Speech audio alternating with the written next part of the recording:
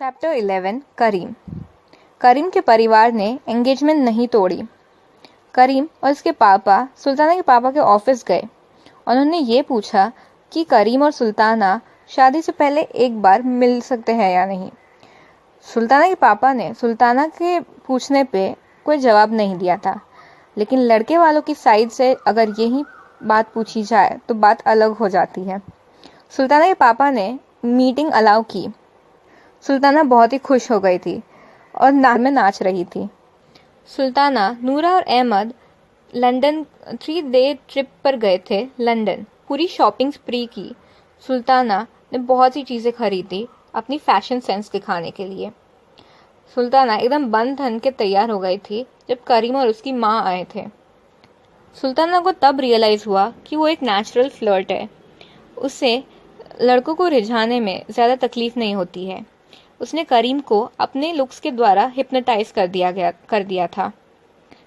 करीम की माँ को सुल्ताना बिल्कुल भी अच्छी नहीं लगी। उन्हें उसके चाल चलन अच्छे नहीं लगे। घर जाते समय करीम ने सुल्ताना को पूछा कि वो उसे दूसरी इवनिंग को कॉल कर सकता है या नहीं। सुल्ताना ने अपनी आंटी से परमिशन लिए बगैर ही हाँ कह दी। दूसरी इवनिंग करीम ने सुल्ताना को कॉल किया। उसने ये बताया कि उसकी माँ को एंगेजमेंट कॉल ऑफ कर देनी थी, लेकिन क्योंकि करीम को एक ब्राइट और अच्छे ह्यूमर वाली बीवी चाहिए थी, उसे लगा कि सुल्ताना उसके लिए परफेक्ट है, क्योंकि सुल्ताना में एक स्पंक है, एक चार्म है जो करीम को बहुत ही अच्छा लगा था। और करीम ने अपनी माँ की बात नहीं मानी। करीम ने सुल्ताना से ये कहा कि सुल्ताना उसके सपनों की बीवी है। दूसरे दिन नूरा सुल्ताना से मिलने आई थी। नूरा सुल्ताना को बर्ड्स एंड बीज के बारे में समझा रही थी, यानी कि आदमी और औरत के रिलेशनशिप के बारे में। तब फीमेल जेनिटल म्यूटिलेशन FGM या फीमेल सर्कमसिशन की बात भी उठी। तो नूरा ने इस पे कहा कि घर की पहली 4 डॉटर्स को सर्कमसिशन किया गया है, क्योंकि सुल्ताना की माँ की ट्राइब में फीमेल सर्कमसिशन होता था। फीमेल सर्कमसिशन का मतलब है फीमेल के जेनिटेलियास काट देना या उन्हें किसी भी तरीके से म्यूटिलेट कर देना। नूरा अपना एक्सपीरियंस बताते रो पड़ी। जब 12 वर्षीय नूरा का सर्कमसिशन किया गया था, उसके शादी के कुछ महीने पहले उसको रियाद के एक छोटे से गांव में ले जाया गया था। वहाँ पे एक टेंट में सुलाया गया था। 4 ओल्ड औरतें आई थी जिन्होंने उसको सर्कमसाइज किया था। उसको सडनली अपने जेनिटेलिया में बहुत ही शार्प पेन आया था और वो डिजी होने लग गई थी। लोग उसको कॉन्ग्रेचुलेट कर रहे थे, लेकिन वो शॉक में थी, इतना ब्लड देख के और इतना पेन फील करके।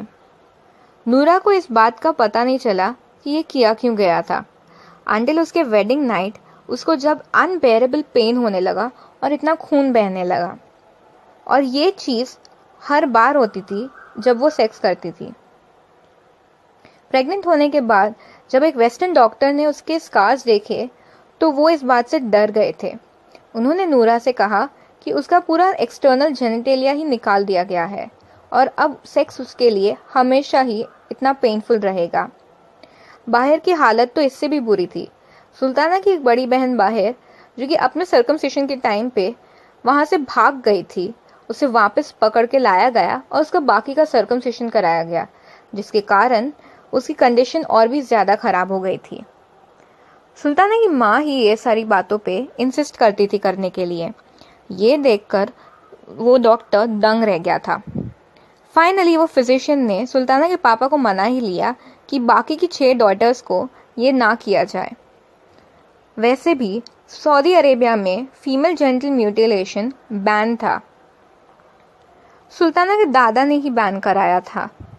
सुल्ताना को एक क्रूअल और यूजलेस रिचुअल से बचा लिया गया था। सुल्ताना को करीम ने ये बात बताई थी कि उसे ऐसी बीवी नहीं चाहिए जो कि सर्कमसाइज्ड है। नूरा ये सुन के बहुत ही खुश हो गई, क्योंकि नूरा को लगा कि सुल्ताना बहुत ही लकी है। उसे एक ऐसा पति मिला है जो कि उसके साथ ये प्लेजर बांटना चाहता है, ना कि उसको एक ऑब्जेक्ट की तरह देखता है। तब जाके सुल्ताना को रियलाइज़ हुआ कि उसकी कंट्री में ऐसी भी लड़कियां हैं जो कि सचमुच में खुश भी है।